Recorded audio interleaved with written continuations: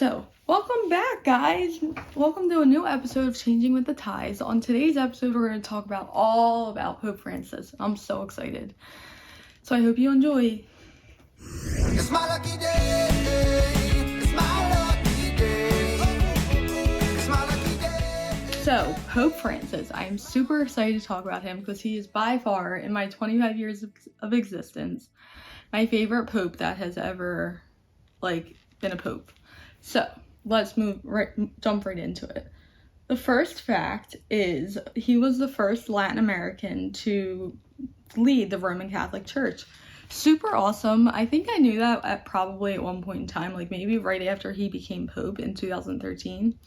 But, honestly, that's super awesome for the Latin community. That's so cool that they have that experience and get to say that the current Pope is our leader as in the Catholic faith. So, love that for them very much.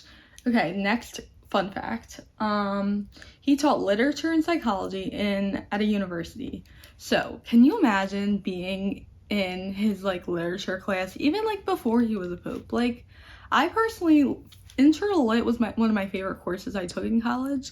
So I can't imagine being in his literature class. I'm sure that was just so real and amazing. I don't know, just something about sitting as a college student in one of his classes. He's probably so just an interesting human being overall, and I would love to do that, but I don't see that happening being that he's Pope.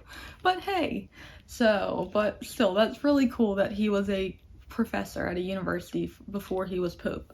So love that. Last fun fact is he was the first Pope to be named as Time Magazine's Person of the Year, which honestly seems kind of crazy to me, being that we've had popes for a very, very long time. But honestly, I think it's super amazing that he was the first Pope to be named Time Magazine Person of the Year. Because if you know Time Magazine or know anything about it, that's a super honorary title to have. So, I mean, obviously it's not the most important title, he's the Pope for crying out loud. But it's super exciting to get to call yourself Person of the Year. Or I imagine it is. I don't know that for certain. I'm no Person of the Year. But I imagine it's really cool. So, I personally just overall think he's a very fascinating man, and I was super excited to learn about these fun facts. So, let's move right along to life lessons. The first lesson we're going to talk about it says, focus on optics instead of opulence. So, let's discuss what that means. When Pope Francis took over, he decided not to wear the traditional red loafers that popes wear, and he appears keenly aware that optics can have a big impact. For example, he decided not to move into the lavish apartments in the palace and instead set up a house in a more modest suite in the Vatican guest house. He has been photographed embracing a man disfigured by a skin condition, washed the feet of disabled people during last year's Easter services, and made a surprise visit to a nativity scene, and was game enough to carry a lamb around on his shoulders. But he has also telephoned dozens of Catholics in private who have written letters to him. Personally, if that doesn't show you enough how good of a down to earth of a pope he is, I mean, come on, he lives in a guest house, or in an apartment in a guest house. That amazes me. If I had the opportunity to live in a great, magnificent, whatever you want to call it, apartment, or what do they call it in here? Yeah, apartment.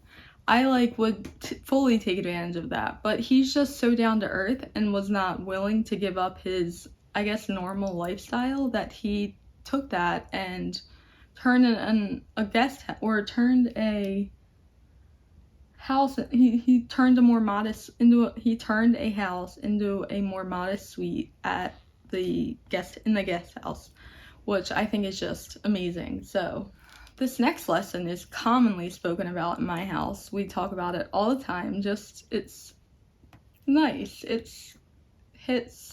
It hits nicely because it makes you think about what the things you're arguing about and makes you come back to reality with what's going on and what the situation is. So let me just say what it is before I start rambling on more.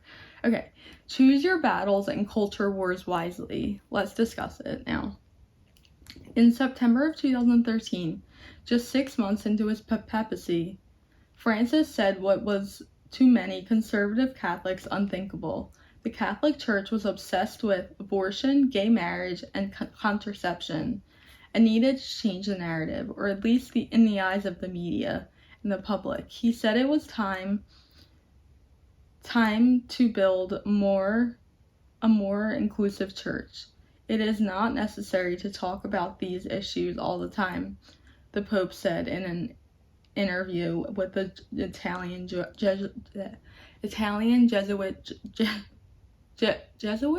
I think that's how you say it, Jesuit journal.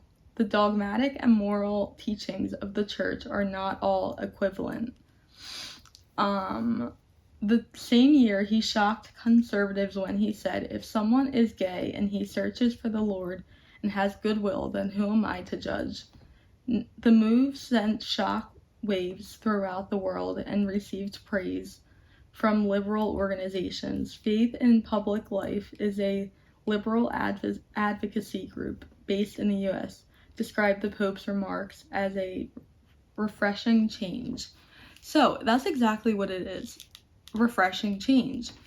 We don't have to necessarily talk about abortion and gay marriage or gays in general and contraception. Honestly, if they help you, then great. If they help you be a better person, you're not hiding yourself, then great. But at the same time, like, we as Catholics don't necessarily always have to hate on those who are maybe different than us. Or honestly, like, look at me, I'm in a wheelchair, I'm 25, still live at home. There are many, like, things that, like, you could not necessarily make fun of me for, but, like, that are just weird, we'll call it. Because, and one of my friends, weird is a great compliment and shouldn't be looked at as like a bad remark. So I'm super weird because of the fact that I live at home, and honestly, like, I'm in a wheelchair, and that kind of makes my life a little bit different, but that's okay. That's the same way that's the same ways for, like, gay people or people maybe who have had an abortion. They live different lives, and that's okay. That doesn't make them any different than everyone else in the world. So we need, as a society, to be more inclusive, is the bottom line. So now that I've rambled on for a few minutes there, let's talk about the final quote, because I honestly think this quote is super important and needs to be talked about. So the quote goes, obviously it's by Pope Francis, and it goes, life is a journey. When we stop, things don't go right. So I have had to read and reread this one like a few times to figure out what it meant and how I could talk about it, because honestly, I love the quote. It hit home for me, but at the same time, it has a huge meaning for me.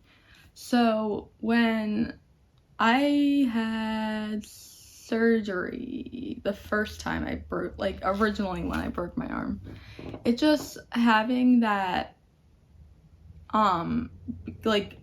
before that point, I was working out, I was going for walks all the time, I was doing things with my life, I was going to work, I was going to volunteer all the time, like probably 3 or 4 days a week. I was volunteering and or working. And then I broke my arm, and I kind of just had to put a pause a little bit on my life and realize that things changed, and that's okay. And now here I am, over 2 years later, and my life is still evolving, and I'm trying to figure out what my next steps are, and that's okay. But at the same time, like, it can be a little bit frustrating. So yeah, sorry, getting a little emotional here, but like, that goes to show that after I broke my arm originally, I kind of had a harder time accepting that I couldn't do these things that I was doing. I was eventually able to go back to work a little bit, but honestly, then the pandemic hit and that just kind of messed everyone up. But we won't go there because that's just unnecessary in today's video. But honestly, like, I never really got back into like a pattern of going to volunteer at the museum a couple days a week. I did get back into CCD eventually, which I love because I love my kids. I've now taught the same set of kids for 2 years now, and or a year and a half, we'll say. And honestly, they're just so sweet. They're so fun. I mean, most nights can be difficult, but like overall, I love hanging out with them and teaching them about God and how important he is and what an impact he can make if you let him in. So honestly, the bottom line is, if your life is changing and you're struggling with it, that's okay. But at the same time, you need to realize that God's there and he's going to help you through this. You just have to talk to him, I guess, and pray.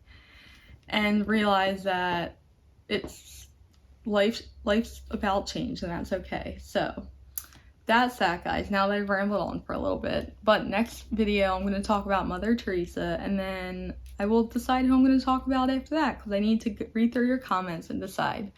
So thanks for tuning in today, guys, and I will see you guys next week. Mwah! Love you!